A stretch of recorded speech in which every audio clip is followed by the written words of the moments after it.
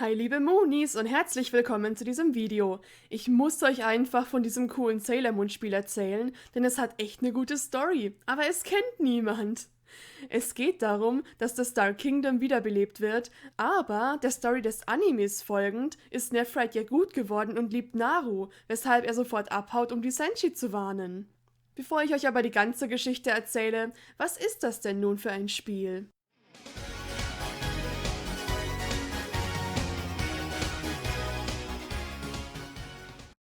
Es heißt genau wie der Anime und Manga Bishoujo Senshi Sailor Moon und war damals für PC Engine, eine Konsole. Es ist eine Visual Novel, also es wird in Bildern und Textboxen eine Geschichte erzählt. Man kann oft Entscheidungen treffen, zum Beispiel was man antwortet oder wie man sich im Kampf verhält, aber das beeinflusst die Story nicht so viel, eher nur kleinere Dinge. In diesem Fall gibt es auch ein paar Minispiele. Das Interessante ist auch, man kann am Anfang eine Senshi auswählen und dann erlebt man die Geschichte aus ihrer Perspektive. Das heißt, einige Szenen sieht man nur, wenn man eine bestimmte Sailor-Kriegerin spielt, was ich echt eine coole Idee finde. Jede Figur erlebt auch so ein kleines eigenes Abenteuer, das bei den anderen eben nicht vorkommt. Ebenfalls echt cool, die japanischen Originalsprecher haben einen Großteil der Dialoge gesprochen und es wurden 2 Lieder nur für dieses Game geschrieben. Leider ist das Spiel nur auf Japanisch erschienen, aber es gibt eine englische Fanübersetzung. Ich werde euch ein Let's Play mit dieser Übersetzung in der Videobeschreibung verlinken, wo ihr die Geschichte dann anschauen könnt. Es ist nur ca. 80 Minuten lang, also das kann man ruhig mal machen. Gut, das ist dann zwar nur ein Playthrough mit einer der Senshi, aber die anderen Wege sind dann ja nicht mehr so lang, weil man einige Szenen schon kennt. So, und nun werde ich die Geschichte zusammenfassen. Dabei werde ich natürlich auch alles spoilern, aber wen das nicht stört, der kann gerne zuhören. Ja, und ansonsten könnt ihr euch ja auch das Let's Play anschauen. Das Ganze spielt nach den Ereignissen mit Anne und Ale in Staffel 2 und vor dem Auftauchen des Black Moon Clans.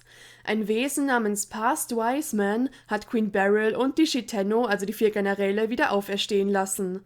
Past Wise Mans Ziel ist es, den Silberkristall, was auch sonst, zu stehlen, um jemanden namens Death Phantom herzuholen.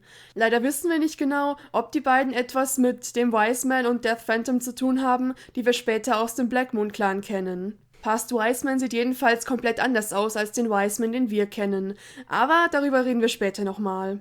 Durch die Erinnerungen an Narus Liebe kann Nephrite aber nicht manipuliert werden und flieht, um die Senshi zu warnen. Zoisite wurde zwar gebrainwashed, aber er hat es zuvor geschafft, seinen Willen an Sailor Mercury zu senden. Und wer sich jetzt fragt, warum muss denn Zoisite gebrainwashed werden, denn der ist ja schon böse, auch dazu kommen wir noch. Aus irgendeinem Grund muss das Dark Kingdom Past Wiseman auch erst beschwören. Naja, hinterfragt es nicht. Und um das zu tun, müssen sie 5 Monumente aufstellen, das sind wohl so Lichtsäulen. Das Blöde ist, um diese Säulen zu erschaffen, hätten sie den schwarzen Kristall gebraucht, aber Nephrite hat ihn mitgenommen. Deshalb schicken sie 2 Yoma, also Monster, los, um Energie zu sammeln. Um nicht ganz so aufzufallen, baut Zoisite die Monumente erst in der virtuellen Welt und sie brauchen die Energie, um diese dann in die reale Welt zu übertragen. So, das klang jetzt erstmal ziemlich kompliziert, aber es wird besser, versprochen. Eines Nachts spüren Luna und Artemis eine seltsame Energie im Dreamland, diesem Freizeitpark aus Staffel 1. Sie erzählen Minako und Ami davon.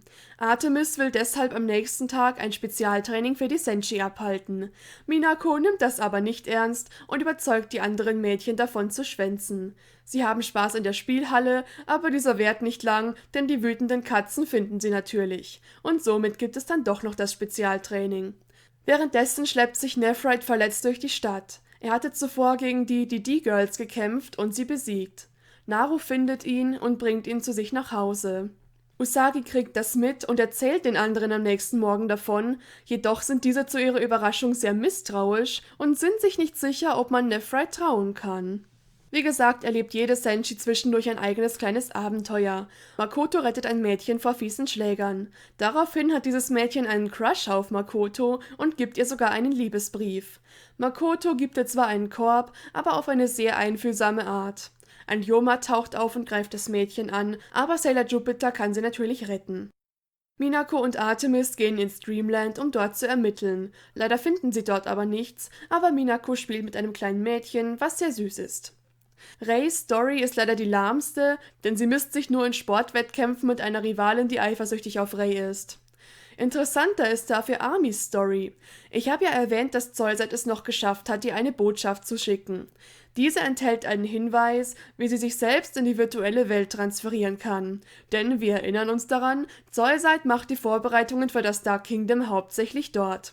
In der virtuellen Welt wartet ein weiterer Yoma. Mercury holt sich Sailor Moon zu Hilfe und gemeinsam besiegen sie ihn.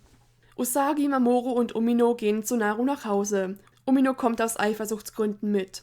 Nephrite erzählt Usagi alles, was er über die Pläne des Dark Kingdoms weiß. Nachdem Usagi und Co. wieder gehen, soll Luna Nephrite bewachen. Und sie macht einen unglaublich guten Job, denn ein paar Stunden später sind die anderen Shitenno auch schon bei Naru eingebrochen. Zollseit wusste ja noch, wo sie wohnt. Gut gemacht, Luna! Die Sailor-Kriegerinnen kommen und kämpfen, aber es hilft nichts und sie entführen Nephrite. Zurück im Dark Kingdom wird er erneut gebrainwashed. Der Feind übernimmt die Stadt und droht, allen die Energie abzusaugen. Sie haben ihre Monumente bereits aktiviert. Bescheuerterweise geben sie den Senshi dann 1 Stunde Zeit, um diese zu zerstören. Naja, typisch Bösewichte halt.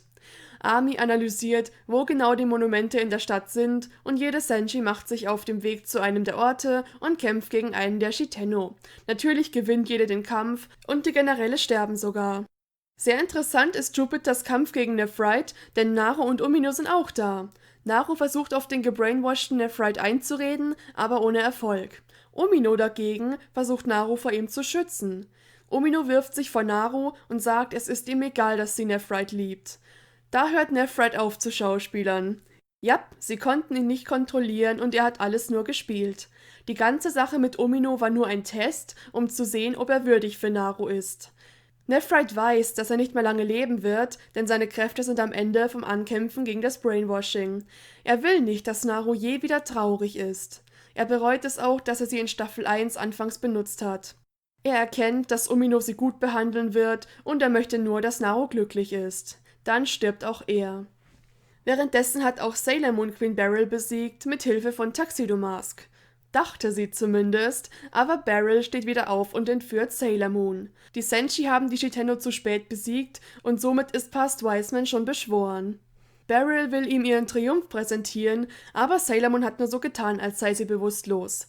Beryl greift Moon nochmal an und sagt unter Tränen, dass sie Endymion geliebt hat und dass Princess Serenity ihr alles genommen hat. Die Senshi kommen zu Hilfe und zusammen mit Moon besiegen sie Beryl noch einmal und sie stirbt. Aber Past Wiseman belebt das Dark Kingdom wieder, was wirklich sehr schmerzhaft aussieht. Er hat nämlich einen Stein namens Bloody Opal, durch den er das kann. Er kann das immer wieder tun und Beryl und Co. werden nie in Frieden ruhen. Tuxedo Mask lenkt die Feinde ab, damit die Senshi sich kurz zurückziehen können. Nephrite kommt zu ihnen und lässt den schwarzen Kristall erscheinen. Damit bringt er die Erinnerungen der anderen Shitenno zurück.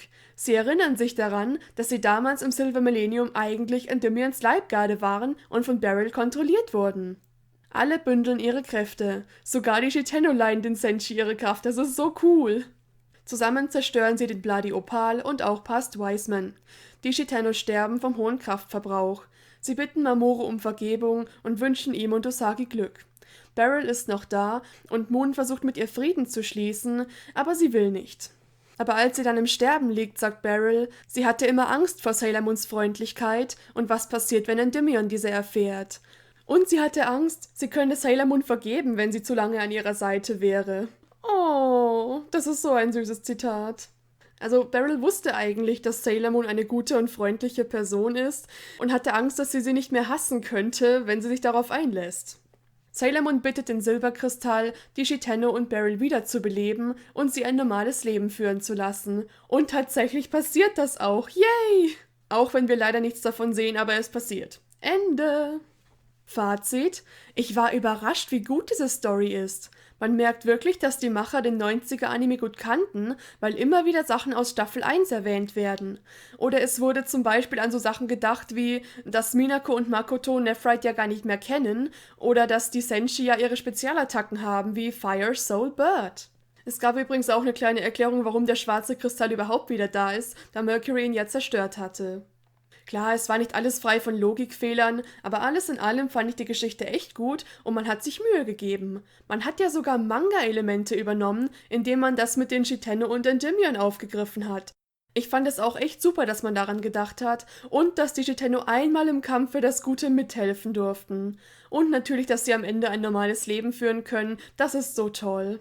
Vor allem hat man während dem Schauen auch irgendwie echt so ein bisschen Mitleid für Beryl und die Generäle.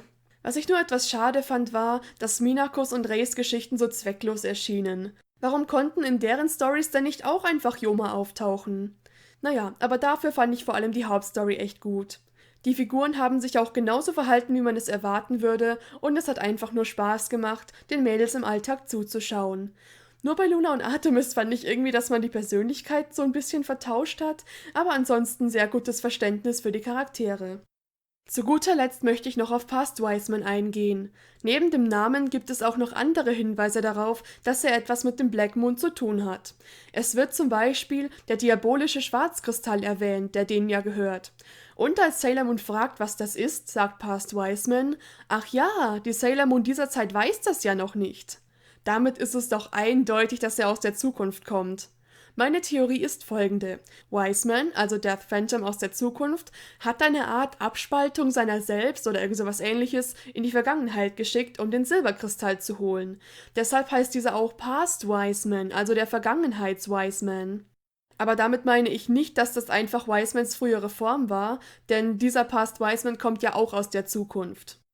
Das ist aber nur eine Theorie und ich weiß nicht, ob das stimmt. Es kann auch sein, dass das Ganze einfach so eine Art alternative Geschichte ist und gar nicht in den Anime-Kanon passen soll. So ungefähr wie die Filme. Es ist echt schade, dass wir im Spiel nicht erfahren, wer Past Wiseman und Death Phantom jetzt genau sind. Und das war den Machern des Spiels sogar bewusst, weil die Senshi am Ende auch sagten, dass sie gar nicht herausgefunden haben, wer Death Phantom ist. Aber naja, es ist interessant und schreibt mir auch gerne eure Meinung dazu in die Kommentare. Ich hoffe, ihr findet dieses Game genauso cool wie ich, falls ihr es euch mal anschauen wollt. Danke fürs Zuschauen, ciao und bis zum nächsten Mal, eure Sailor Cat!